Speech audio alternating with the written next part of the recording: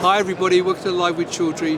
I'm here in Philadelphia at CPHI North America, and I'm delighted to be at the Lonza Small Molecules booth with Deanna Mudie, who is the Senior Principal Engineer, and she is going to be talking about a brand new launch that Lonza Small Molecules have announced this week, which is PBPK.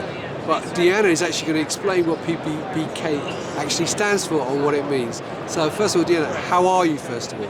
I'm doing well, having a great time in Philadelphia. Thank you. Fantastic. Well, look, before we talk about PBPK, for people not familiar with Lonza Small Molecules, can you give me a quick overview of who Lonza Small Molecules are and what you do? Yeah, so I'm in the research and development group in Lonza Small Molecules. We're really focused on developing drug products for our clients in terms of determining formulation barriers, making enabled formulations such as amorphous solid dispersions, and just overall creating robust dosage forms that can be successful in the market. Brilliant. Now let's talk about PBPK, or what does it actually stand for? Yeah, so PBPK, that stands for Physiologically Based Pharmacokinetic Modeling. And what we can do with that is we can simulate animals and humans as a series of organs and compartments using mathematical modeling.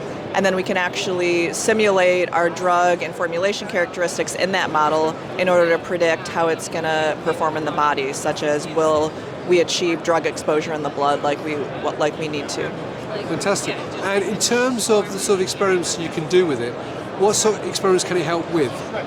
So we do a series of what are called biorelevant in vitro tests where we measure characteristics of a drug's dissolution, its solubility, and those characteristics that are really important for the drug not only dissolving in the gastrointestinal fluids but also permeating into the bloodstream. And then there's a series of other tests that we can do to better understand the metabolism and excretion properties of the drug. Right. And in terms of helping de-risk drug development, how can it help?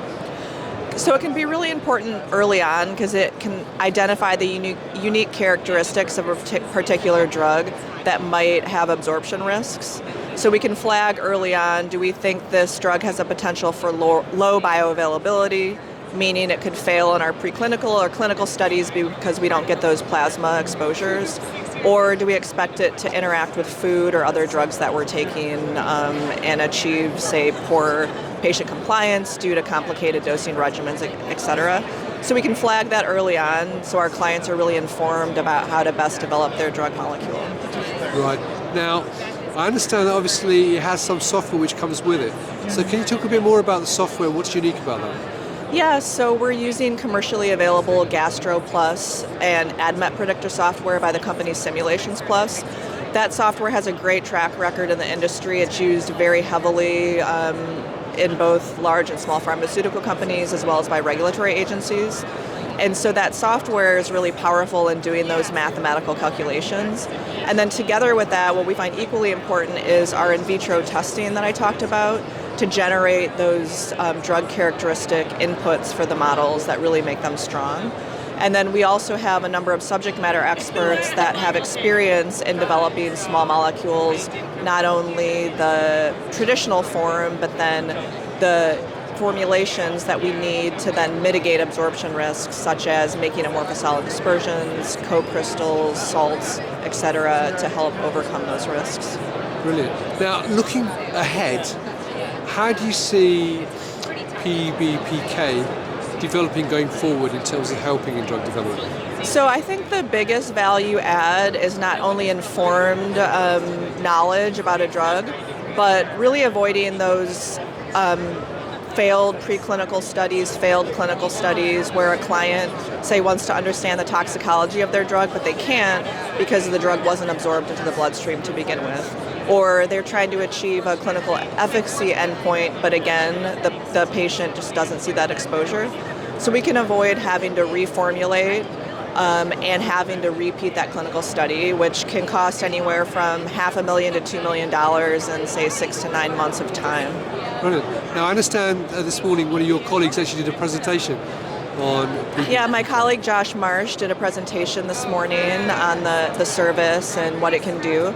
And then we also have a webinar coming up this Thursday through Life Science Connect, which you can find out about on our LinkedIn profile or through their website. Brilliant. Well, look, Deanna, thank you for taking time out to talk to me today. I hope you have a fantastic week here at CPHI North America, Philadelphia. And there you go, viewers. If you'd like to know more about, not just about the new services, but also everything else Lonza Small Molecules do, come and check out the booth here at stand 459 here at CPHI North America. If you cannot make it here though, and you'd like to know more about PBPK, then check out the webinar. The link will be above the video, so you can click on that and register for that. And also you can go to the Lonza website, learn more, find out what other events they're going at. And also I'm sure Deanna will be happy for you to leave comments below the video and message her directly on LinkedIn as well. So Deanna, thank you for your time. It's lovely to meet you. Enjoy the rest of the week in Philadelphia.